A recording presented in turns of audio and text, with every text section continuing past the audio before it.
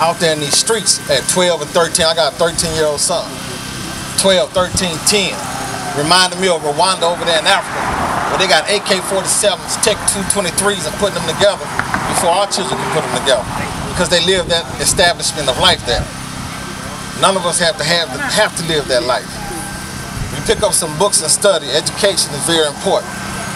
Not education just from your school, education of everything that you can put your mind to learning to.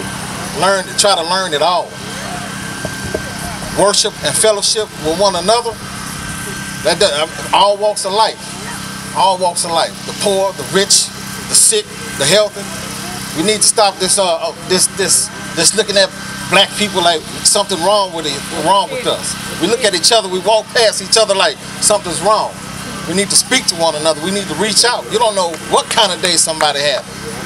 It only takes one to change somebody else's life and someone's mind. We all been in the streets somewhere, somehow, even if you're a college degree, whatever, you done been in the streets, you don't walk there. We all come from the same areas of life.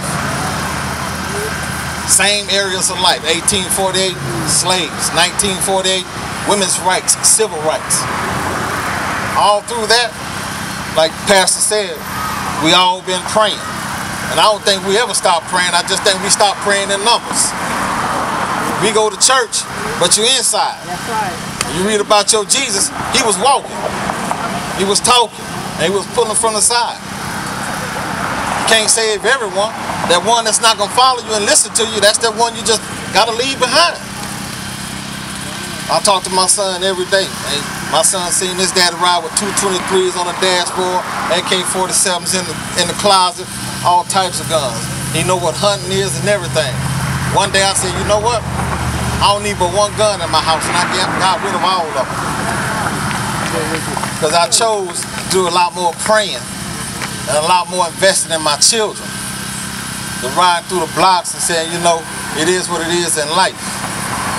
Looking at my children saved my life and many other people's lives too, because I don't need to do no time. But we all have to look at each other. When you're riding down your street and you're at a red light, that's your neighbor.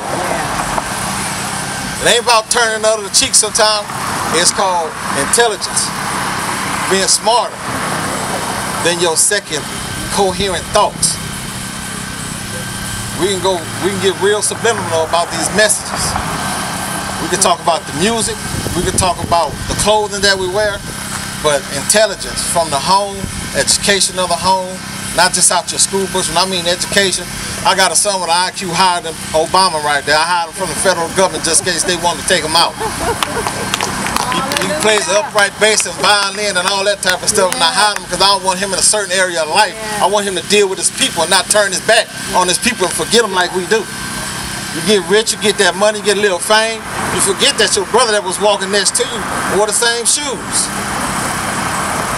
And I wasn't here to speak, but I'm glad I was asked to speak. You know, and I fellowship with a lot of people, you know. I believe in God. I believe in all of us. I believe God is in all of us. And if we don't keep that going on, talking to these children, you know, I tell children, they say, what you know about God? And I don't go to church, I hate to tell you. I don't belong to a church. I visit people's churches. I belong to these people like God said, just like your Jesus belonged to the children. If we're not living for these children's future, what are you living for? You work for your children to have a future. That's what we've been working for all our lives, to make sure they better themselves better than we can live. Make sure they don't have to take the same dangerous steps that some of us took, and you know, other ways of life. But we look at all walks of life, every one of us, each and every one of us, from rich to poor to the sick and the health, the black, the white, Hispanic, everybody needs somebody. I need somebody. I got white. When I get mad or upset, I look at my son and I look at my two daughters. I got one with a $42,000 scholarship gone to Alcorn. That's what I look at. I look at everybody else's children and I say, you know what? We got to reach out. If we don't reach out, that same old child that's hungry, what the Bible says, a hungry child shall steal, right? Steal your life, steal your food, steal your money, steal your cars, take everything away from you because you didn't try to feed them. Instead of letting these children wall up on their stomach as beasts, feed them, give them some education, some knowledge, just a little bit of words. You know, and like I say, it's Black Lives Matter from here to everywhere. All lives matter, but we got to understand, if we don't care about ourselves, won't nobody else.